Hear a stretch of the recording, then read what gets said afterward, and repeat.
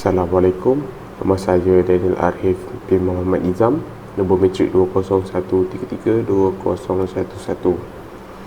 Bahasa tidak formal ialah bahasa yang digunakan dalam situasi yang tidak formal atau tidak rasmi, seperti dalam tuturan atau perbualan harian, pergaulan biasa, serta perhubungan antara ahli keluarga dan saudara mara.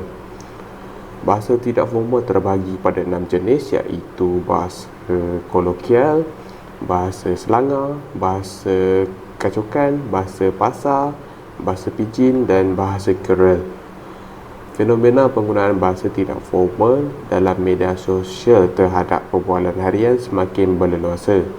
Hal ini demikian, faktor yang mempengaruhi bahasa tidak formal yang digunakan oleh masyarakat pada masa ini sehingga memberi kesan terhadap bahasa kebangsaan kita.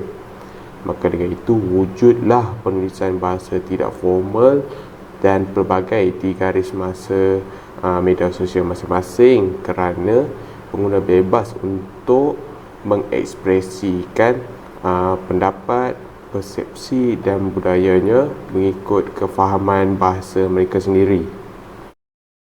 Bahasa kolokil adalah bahasa yang tidak rasmi yang sering digunakan oleh orang ramai dalam percakapan harian mereka. Bahasa kolokil banyak digunakan di media sosial bagi memudahkan mereka berkomunikasi kerana bahasa ini mudah difahami.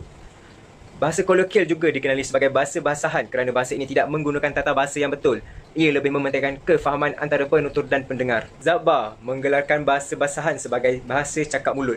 Hal ini kerana bahasa basahan ini sering digunakan semasa berinteraksi dengan rakan atau ahli keluarga bertujuan untuk bertanyakan khabar, bercerita dan sebagainya. Ahmad Johari Mu'in juga pernah berkata dalam sosiolinguistik bahawa bahasa pasar juga ada tergolong dalam bahasa basahan kerana bahasa ini sering digunakan dalam urusan harian, terutamanya digunakan di media sosial dan terdapat campuran unsur-unsur bahasa lain dari segi kotak kata, sebutan dan ungkapan. Bahasa ini meringkaskan kata dan menggugurkan bahagian-bahagian tertentu dan ia akan digantikan dengan isyarat dan gerak-geri yang mudah difahami oleh pendengar. Rajah ini menunjukkan contoh petikan perbualan yang menggunakan bahasa kolokil di media sosial.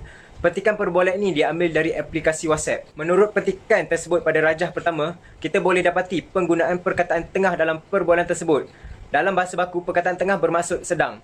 Perkataan ini sering digunakan oleh masyarakat, terutamanya golongan remaja ketika mereka berinteraksi. Akhir sekali ialah perkataan pula yang terdapat pada rajah kedua. Maksud asal perkataan ini ialah pula. Perkataan-perkataan ini sering disingkatkan atau dipendekkan ketika berinteraksi tetapi masih dapat difahami. Assalamualaikum warahmatullahi wabarakatuh. Nama saya Muhammad Abdul Mazid. Saya dari kursus pembinaan. Nombor majlis saya 20133221. Saya akan menceritakan bahasa selangar bagi penggunaan bahasa tidak rasmi dalam media sosial terhadap perbualan harian. Bahasa selangar ini adalah bahasa yang tidak mempunyai tetapan bahasa yang tetap dan sentiasa berubah mengikut peredaran zaman. Penggunaan bahasa selangar ini sering digunakan oleh golongan-golongan muda berbanding dengan golongan-golongan tua. Oleh itu, jika sesuatu perbualan mengandungi unsur-unsur bahasa selangar, secara tidak langsung menjadikan perbualan itu bahasa tidak formal. Seperti petikan diambil dari aplikasi Facebook. Suasana kampung dulu-dulu, budak-budak suka lepak kat tangga. Bahasa selangar yang terdapat dalam contoh tersebut adalah lepak. Lepak bermaksud melakukan satu aktiviti yang membuang masa seperti duduk dan berbual kosong sahaja tanpa ada tujuan. Perkataan ini sering digunakan oleh golongan muda. Perkataan ini juga terbentuk hasil daripada aktiviti tersebut. Bagi golongan tua, perkataan sinonim bagi lepak adalah seketinggan teh. Ini menunjukkan bahawa bahasa selangar ini sentiasa berubah mengikut peredaran zaman. Tuntasnya, dengan bantuan penggunaan teknologi, penggunaan bahasa selangar makin meluas dalam perbualan harian di dalam media sosial. Dengan penggunaan bahasa selangar membolehkan kita mengenal pasti seseorang itu dari generasi yang mana. Mungkinkah bila saya sudah tua nanti akan ada perkataan baru yang akan menggantikan perkataan lepak?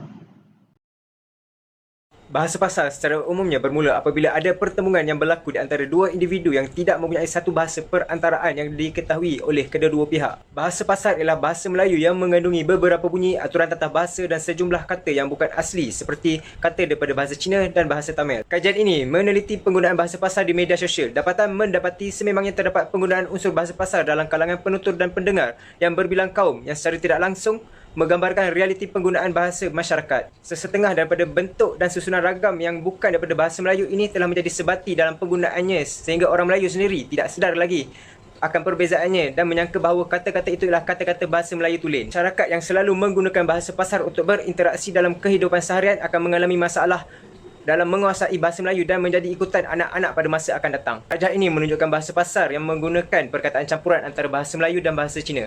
Petikan ini telah diambil daripada aplikasi Facebook. Seperti kenyataan ini, mau invite bikin live talk tapi habuk pun tak ada. Yang membawa maksud mahu mengajak saya buat sembang video langsung tetapi hasil pun tiada. Bahasa pasar sering digunakan apabila pendengar dan penutur bertemu secara bersemuka dan bahasa pasar amat jarang digunakan di media sosial. Kebiasaannya bahasa yang selalu digunakan di media sosial adalah bahasa Selangor. Seterusnya adalah bahasa kacukan. Bahasa kacukan merupakan bahasa yang bercampur aduk dari bahasa yang berbeza.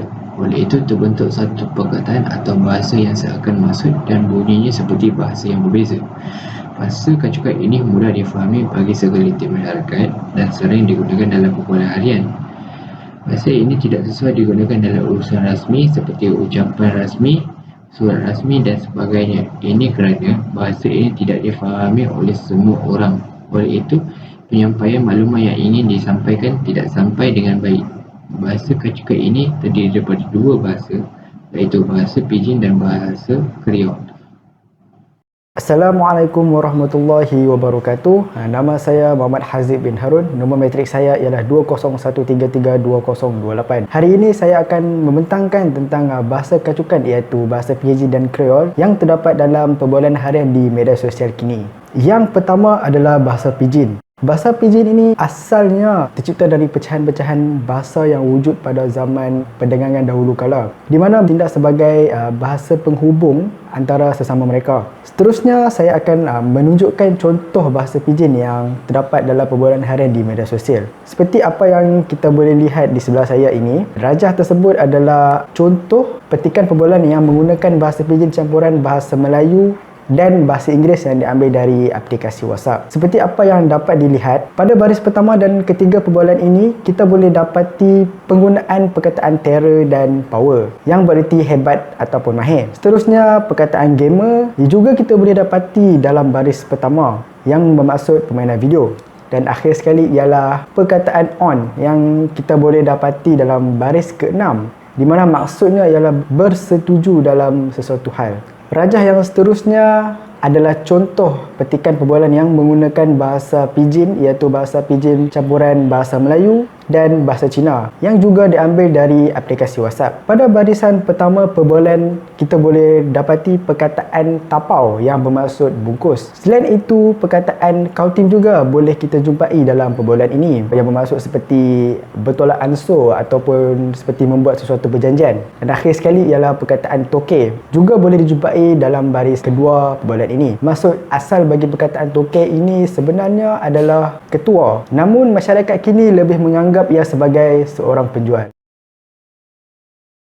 Seterusnya ialah bahasa Kriol. Bahasa Kriol ialah sebuah pecahan bahasa yang terbentuk daripada campuran dua bahasa yang berlainan melalui pertuturan sehingga menjadi bahasa utama dalam sesuatu komuniti ataupun sesuatu daerah. Bahasa Kriol yang dipilih dalam topik ini adalah bahasa Kriol baba dan nyonya. Seterusnya saya akan menunjukkan contoh bahasa Kriol dalam perbualan harian di media sosial kini. Seperti apa yang boleh dilihat pada tepi saya ini, contoh petikan perbualan bahasa Kriol baba dan nyonya yang juga diambil di aplikasi WhatsApp. Seperti apa yang boleh dilihat dalam baris pertama perbualan ini iaitu kawan kau ada duduk makan do sebelah punya meja ini, yang bermaksud rakan kamu sedang makan di meja ini. Jadi dalam contoh perbualan tersebut kita boleh dapati bahawa bahasa Kriol baba dan nyonya ini ia lebih cenderung ke arah sintaksis Hokkien, khususnya dalam hal-hal yang berbentuk abstrak. Perkara ini membuatkan segelintir masyarakat sukar untuk fahami akan bahasa ini.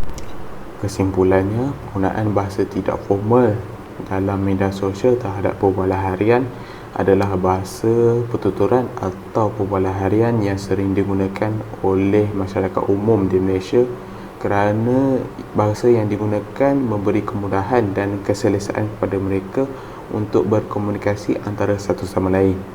Selain itu, untuk mengenal pasti bahasa tidak formal yang digunakan, ia mempunyai maksud tertentu dan lebih mudah untuk difahami oleh orang lain. Kebanyakan bahasa yang digunakan, ia mempunyai dua maksud, iaitu yang pertama secara literal dan yang kedua diperluaskan oleh kelompok ini mengikut kefahaman mereka sendiri. Oleh itu, kebanjiran penggunaan bahasa tidak formal dalam media sosial menunjukkan ciri-ciri aktiviti penutur atau kelompok penutur. Disebabkan itu, akan terwujudnya perkataan baru mengikut kefahaman aliran generasi pada masa kini. Sekian, terima kasih.